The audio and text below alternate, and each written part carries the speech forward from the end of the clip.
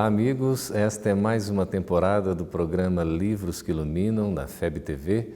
Temos a satisfação de tê-los em nossa companhia, aqui no estúdio da Biblioteca de Obras Raras da FEB em Brasília.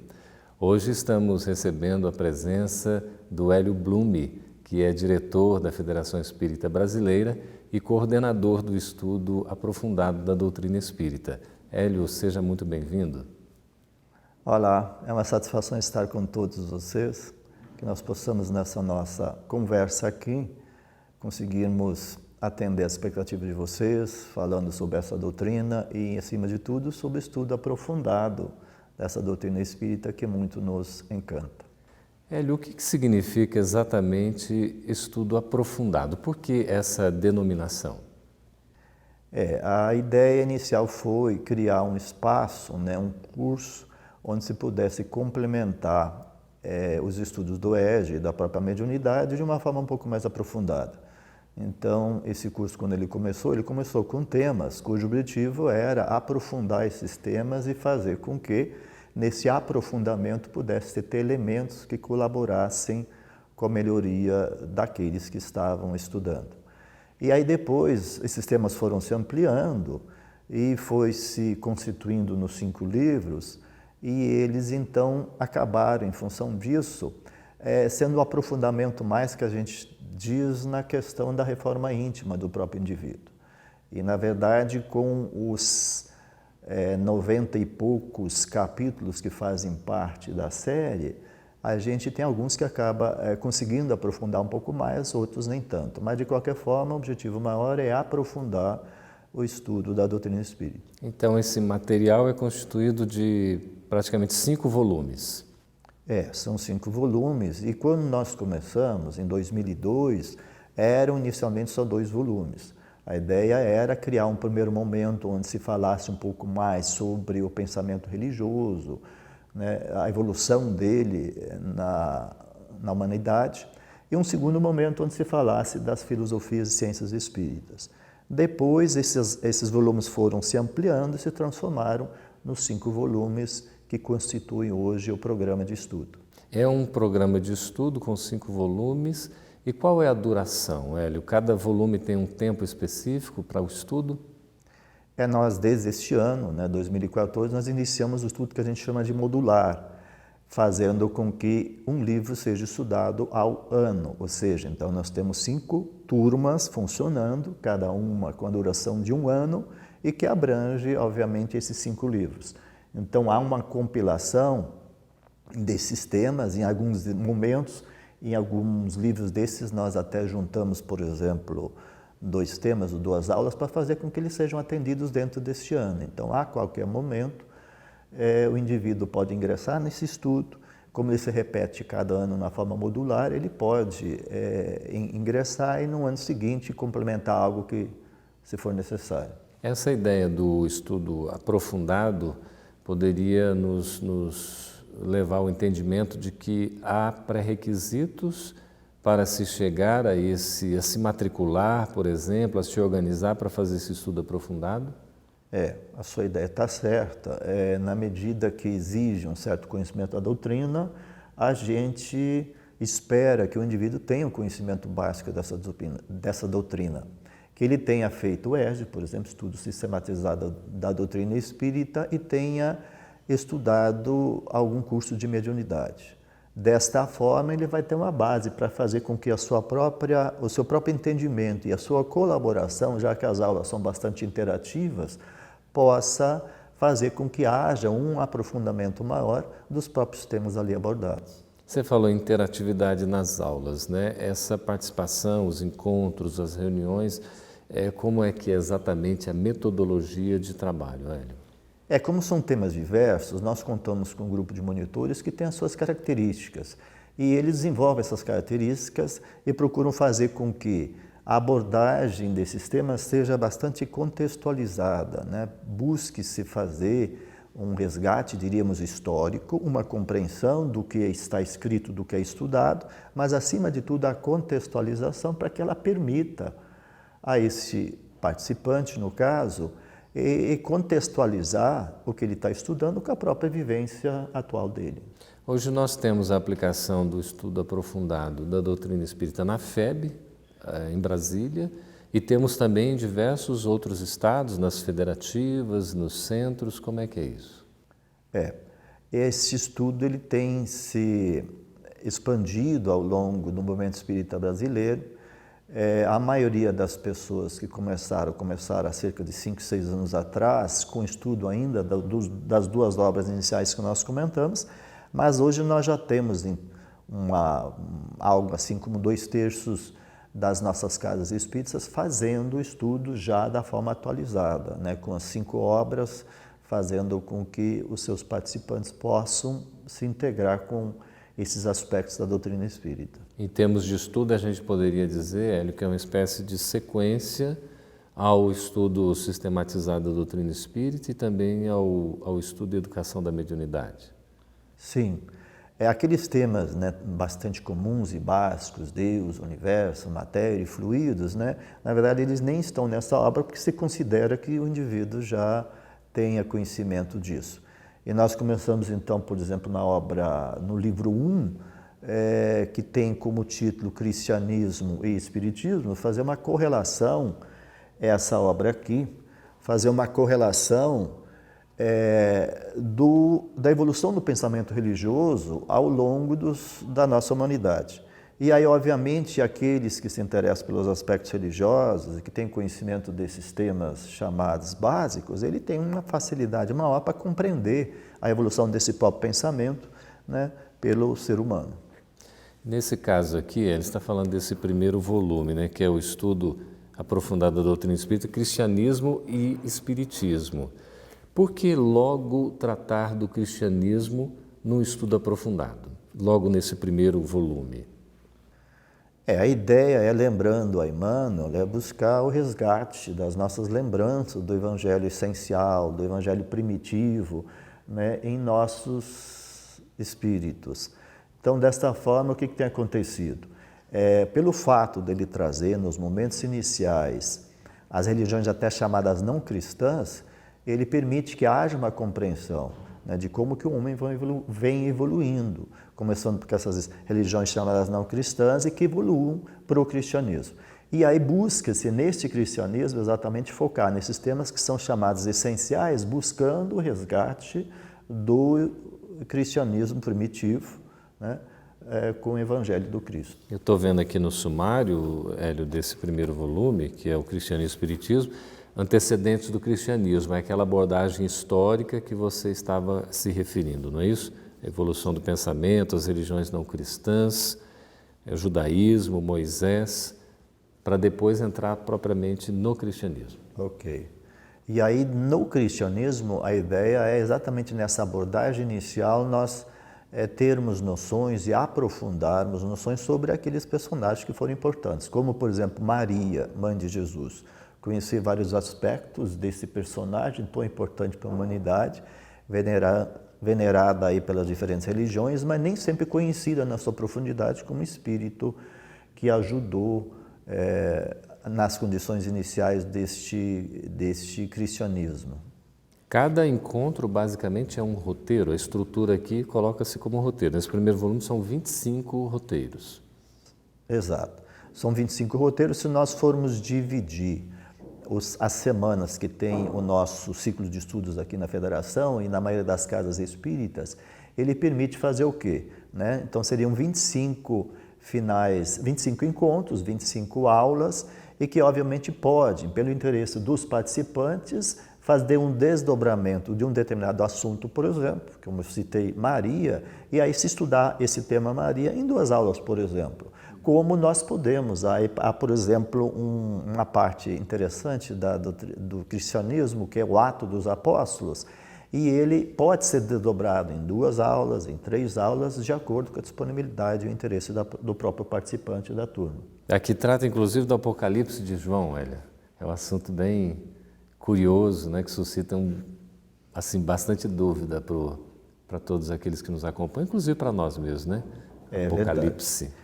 Ele é muito interessante porque nós nos valemos dos filmes que existem sobre ele, então a gente faz o quê? Faz primeiro um estudo, vamos dizer assim, histórico desse momento, e depois a gente passa, por exemplo, o filme, onde os indivíduos podem fazer, atendendo o roteiro pré-elaborado, os indivíduos analisam diferentes aspectos disso, e depois se faz uma aula debate, e é um tema muito interessante que tem crescido. Normalmente até essa aula é trabalhada em 2 ou 3 momentos, e que aí é muito interessante, para aqueles que estão nos ouvindo, do próprio movimento espírita, permite aquelas casas que têm um sistema de estudo um pouco mais dilatado, elas podem manter no sistema modular o atendimento desses 25 roteiros chamados básicos durante um ano, por exemplo, e fazer com que a todo ano se tenha o estudo dessa obra.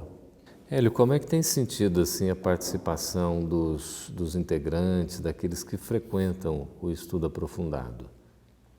Nós temos feito as avaliações, pelo menos semestrais, e elas têm nos trazido um retorno onde os elementos dizem que, primeiro, em termos, nesse caso, falando da obra do livro 1, traz fatos, conhecimentos que eles não conheciam. Então, essa oportunidade que eles têm de entrar em contato com aspectos chamados religiosos, até para permitir que eles se situem melhor.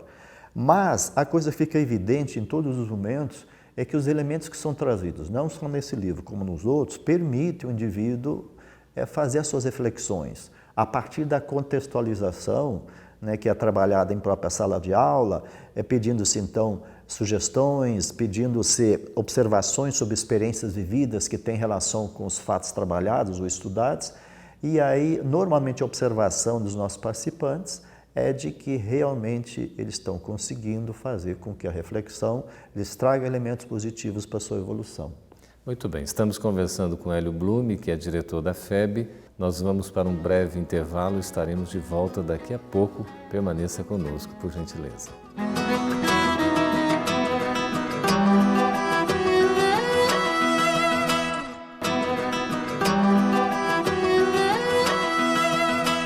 Estamos de volta com o programa Livros que Iluminam, conversando com o Hélio Blume, que é diretor da FEB e coordenador do EAD, Estudo Aprofundado da Doutrina Espírita.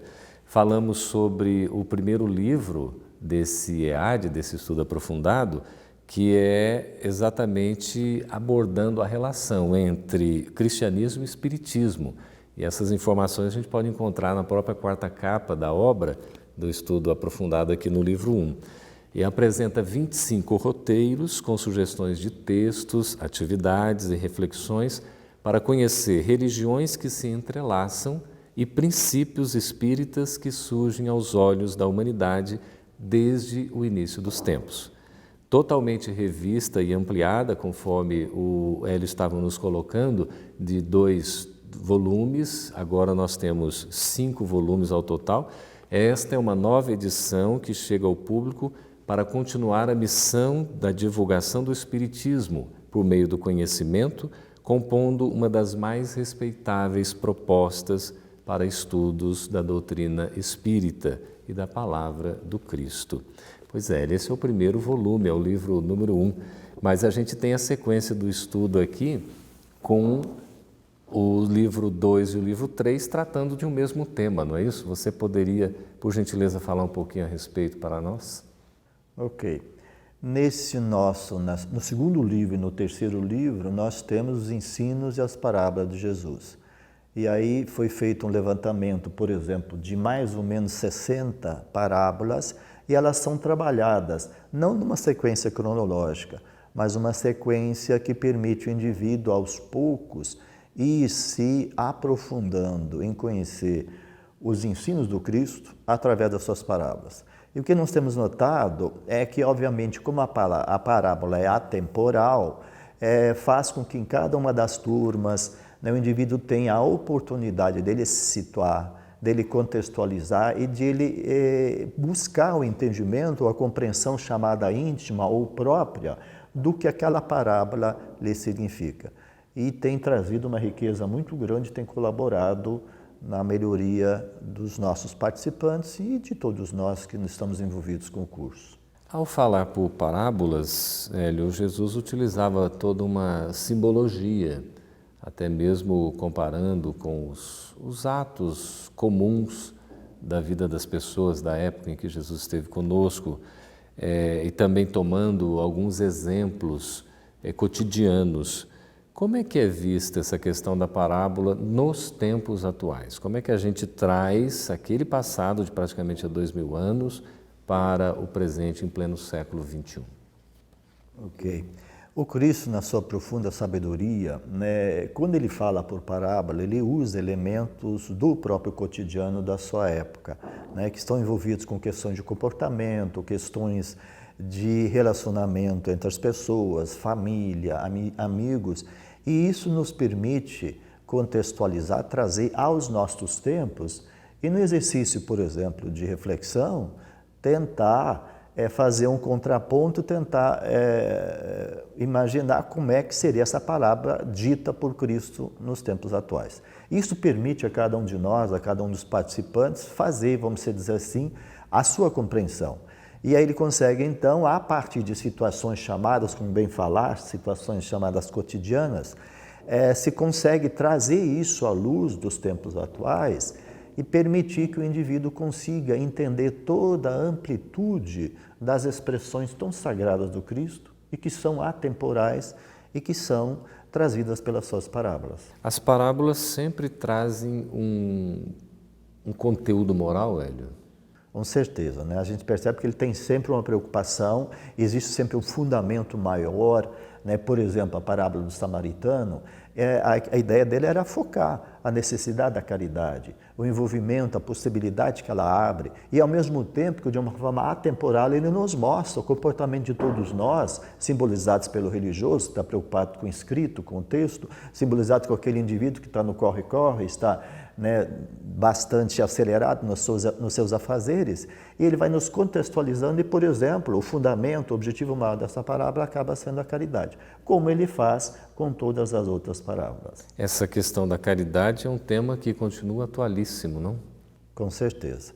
É interessante para todos nós, vamos dizer assim, é a possibilidade que nós temos de nós expressar, de nós colaborarmos na melhoria nossa e da própria humanidade a partir da movimentação dos germes do amor, ou seja, colocando o amor em ação, nós vamos estar sendo caridosos. A princípio, nós entendemos que a maioria das pessoas conhece um pouco mais aspecto da chamada fraternidade, mas com a caridade que o Cristo nos ensina, nós percebemos que ela está além desses aspectos. Ou seja, é uma oportunidade de todos nós, independente da nossa condição, de nós exercitarmos e colocarmos-nos em ação via caridade.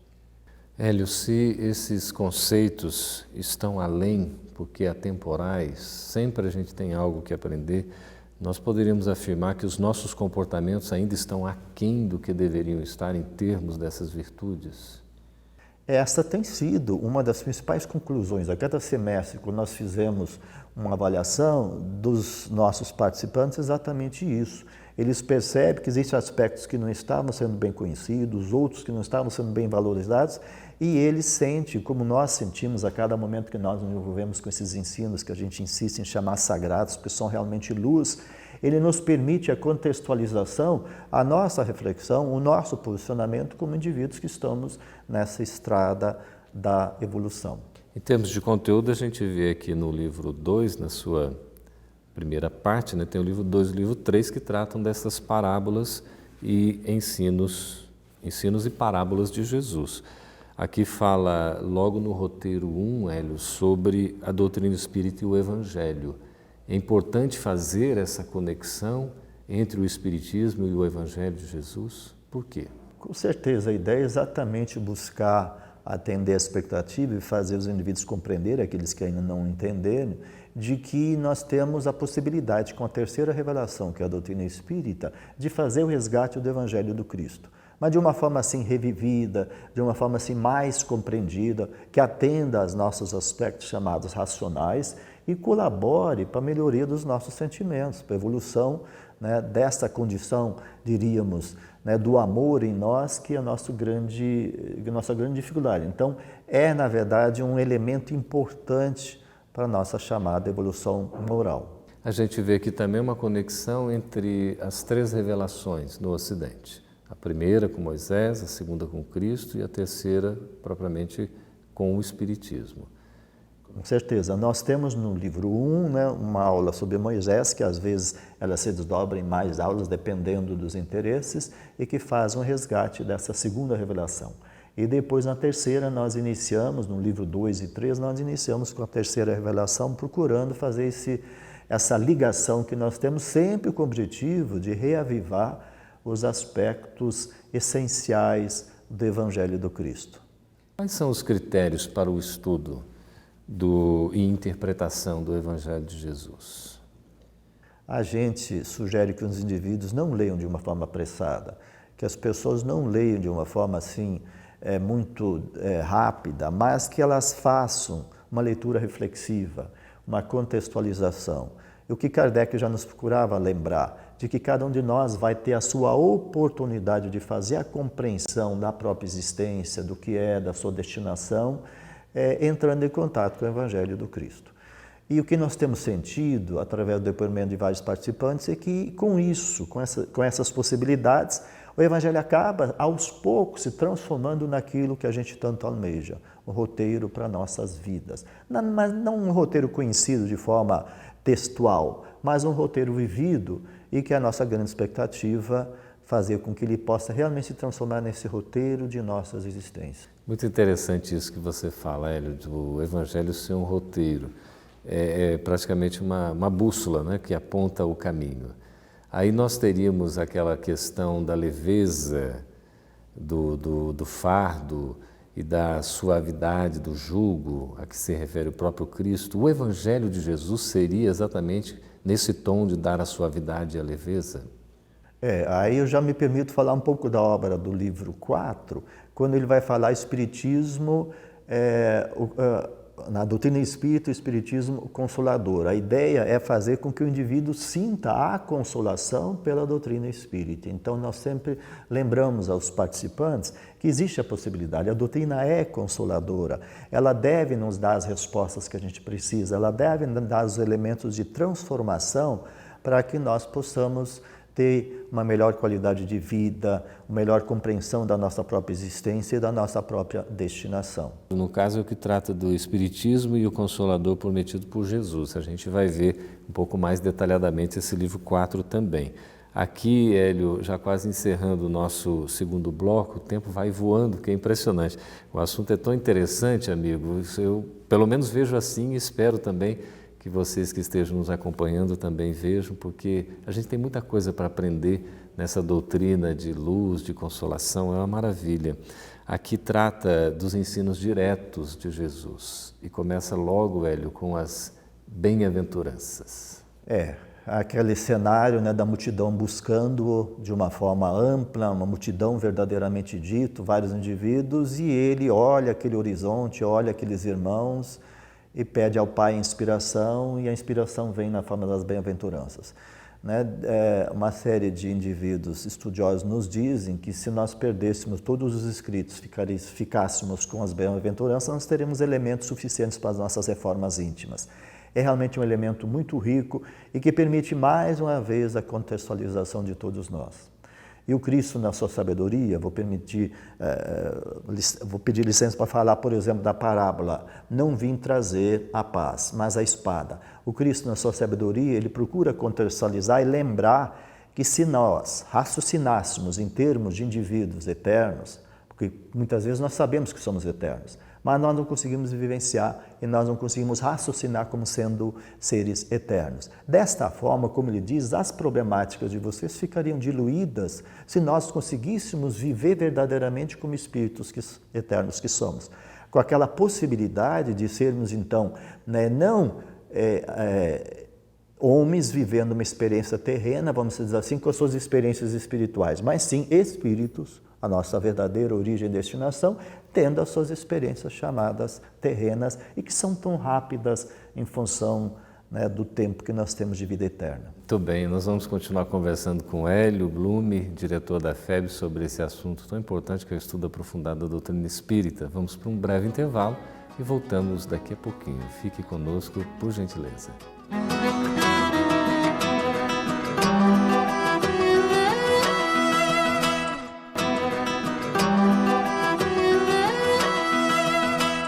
Estamos de volta com o programa Livros que Iluminam aqui na FEB TV, conversando com Hélio Blume, diretor da FEB e coordenador do estudo aprofundado da doutrina espírita.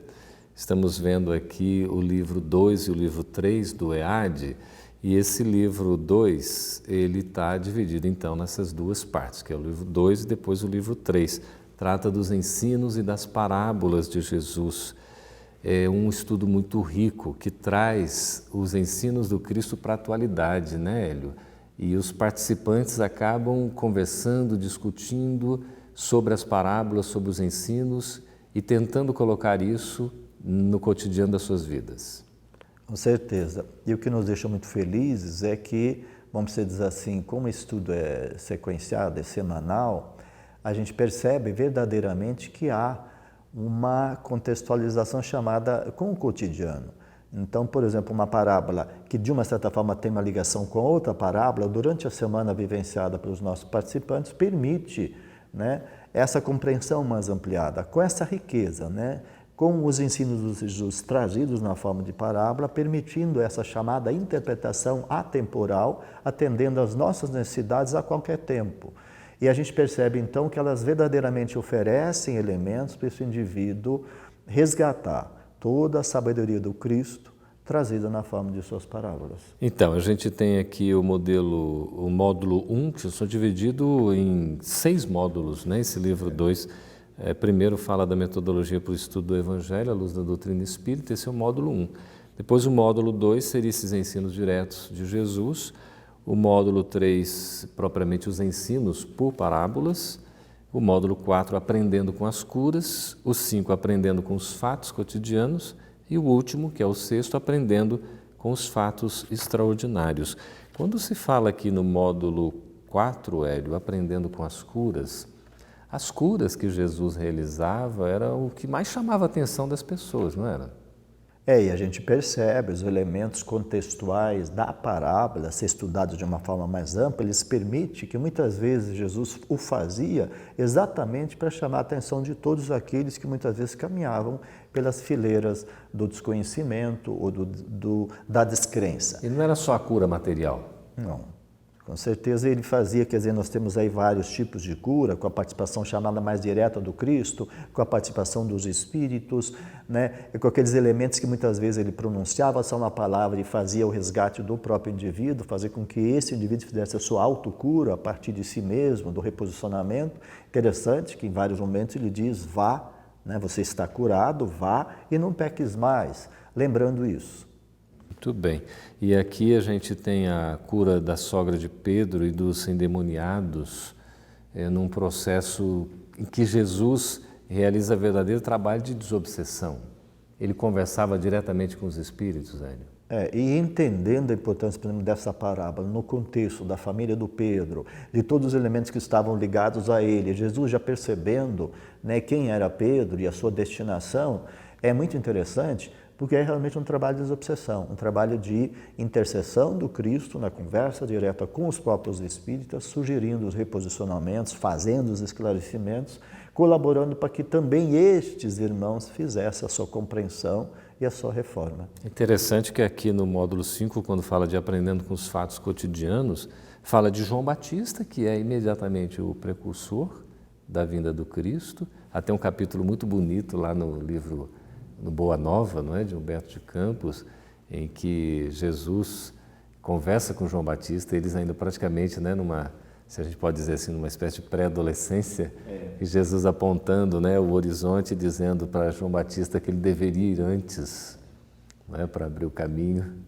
É muito interessante a gente ver também o resgate do Cristo, procurando mostrar a continuidade dos elementos, ou seja, a providência divina nunca abandona ninguém, né? Deus, nosso Pai Criador, nos provém de tudo que nós necessitamos, e que obviamente diante do merecimento e das nossas necessidades nós temos, e Ele faz este link, como diríamos, com o próprio João Batista, mostrando a importância que ele teve como precursor e continuando, obviamente, né, os seus ensinos com essa sabedoria comum a ele.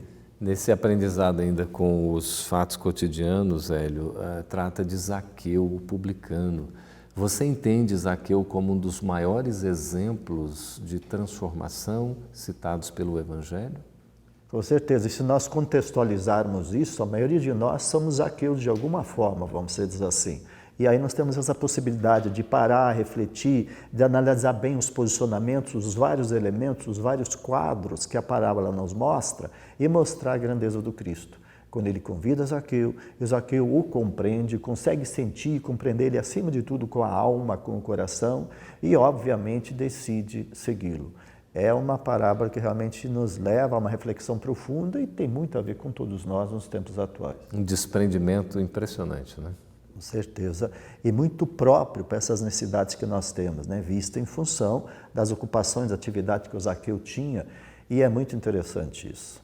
A gente vê aqui também o chamamento de Levi Mateus, que era um coletor, né? Trabalhava na coletoria, né? Era um cobrador de impostos também, né? Se a gente pode dizer assim.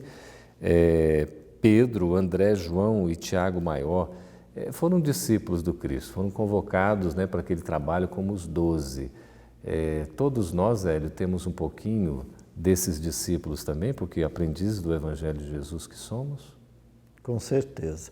E aí os vários elementos que também nos trazem estes textos nos permitem ver que nós estamos sendo convidados, assim como foi Levi, né, Mateus, como foi João, todos nós somos convidados de alguma forma. E é interessante que são, por exemplo, personagens comuns da vida da época, claro que tinha a sua programação, tinha a sua destinação, mas são elementos comuns como nós também temos. Então, se nós formos fazer uma contextualização disso, nós vamos perceber que nós temos sido convidados ao longo dos tempos e não deixamos de ser nos dias atuais, procurando de alguma forma seguir esses 12 iniciais, passando pelos 70, passando pelos 500 da Galileia, sendo um dos elementos, né, deste cristianismo revivido entre nós. Hoje somos milhões. Hoje somos milhões e ficamos sempre muito felizes, né, por esse roteiro seguro que a doutrina espírita nos oferece. Então, na medida que nós nos aprofundamos e procuramos entrar na essência, sentir dentro de nós mesmos, resgatar elementos que nós trazemos e que estão ligados à época, né, uma vez que nós já existíamos, que nós somos espíritos milenares, nós temos elementos extremamente interessantes para nossas melhorias íntimas e nossas reformas morais. A Federação Espírita Brasileira publicou um livro chamado Da Manjedoura a Emaús. É uma obra escrita pelo Wesley Caldeira, de Montes Claros, Minas Gerais. E aqui eu estou vendo, Hélio, um roteiro 5, fechando esse módulo 5º também, que é A Caminho de Emaús. Qual é a lição que a gente tira dessa trajetória e da aparição de Jesus aos discípulos em pleno caminho de Emaús? Da forma como os roteiros estão encaminhados, encadeados, nós percebemos que primeiro há uma discussão das personalidades dos próprios discípulos e das suas dificuldades em sentir o próprio Cristo na sua grandeza. E aí esse fato, exatamente depois da crucificação, quando Cristo em espírito se faz presente e os discípulos tendo as suas dificuldades para perceber o próprio Cristo. E aí ele caminha acerca deles, caminha ao lado deles, é percebido, obviamente, primeiro por aqueles que têm mais sensibilidade e acaba sendo então percebido, por exemplo, nós nos lembramos de espíritos que, Tomé, por exemplo, que foi alguém que só o percebeu no final. E aí ele se dá conta da sua rudeza, da sua insensibilidade, da sua ocupação com os fatos cotidianos, da sua falta de atenção para os próprios ensinos, o que pode ser contextualizado e é um elemento muito interessante para nós hoje. Tomé precisou tocar para acreditar. Precisou enxergar as chagas, né, para poder acreditar, e aí nós trouxemos isso à contextualização. Nós sempre temos os nossos alunos, algum participante, às vezes, muitas vezes nós mesmos, a nossa caminhada, momento onde nós estivemos parecidos com Tomé. Você que nos acompanha, a gente tem aqui o módulo 6, aprendendo com os fatos extraordinários, a pesca maravilhosa, as bodas de Caná e a tempestade acalmada. Como o nosso tempo passa muito depressa, Hélio, nós vamos solicitar a você a gentileza de estar conosco num outro programa para a gente poder dar continuidade aqui a esse tratamento desse assunto tão interessante.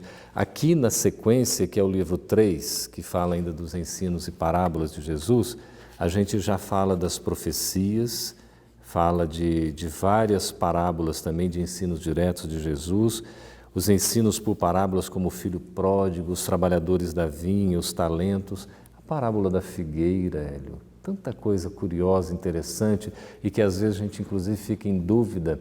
O Espiritismo vai trazendo luz sobre esses assuntos todos para nós, não é verdade? Com certeza. Ela permite, em cada uma das nossas turmas que nós trabalhamos, nós temos elementos que se identificam com a parábola da figueira, por entenderem que muitas vezes são chamados a produzir, a deixar os seus frutos, mas estéreis, ou então desatentos ou descuidados por vários elementos, né? Eles não estão conseguindo produzir. E é uma parábola que muito nos chama a atenção por essa possibilidade que existe, essa necessidade de nós estarmos ligados, né, como roteiro de nossas existências ao próprio Cristo, procurando vivenciá-lo, procurando trazê-lo para o nosso dia a dia, tirando ele dos crucifixos, tirando dos livros e trazendo ele para a nossa vida cotidiana, que é um elemento tão rico para todos nós. É um desafio constante, não, Hélio? Com certeza, né? Isso nós, como dizem os nossos amigos espirituais, é um ofício para várias encarnações, mas nós estamos convidados nos tempos atuais, diante dessas várias oportunidades que nós temos, de nós refletirmos sobre isso e deixar os nossos frutos dessas experiências com o próprio Cristo. O último roteiro aqui do módulo 6, Aprendendo com Fatos Extraordinários, para você que nos acompanha, é a transfiguração de Jesus.